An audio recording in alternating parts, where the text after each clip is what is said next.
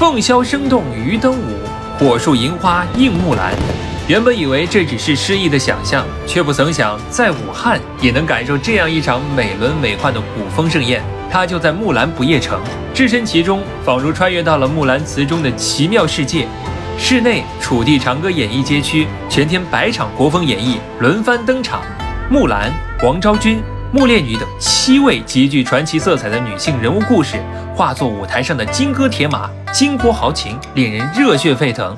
夜幕降临，盛大的花火渔灯节惊艳亮相，万盏鱼灯次第点亮，流光溢彩，勾勒出一夜鱼龙舞的浪漫图景。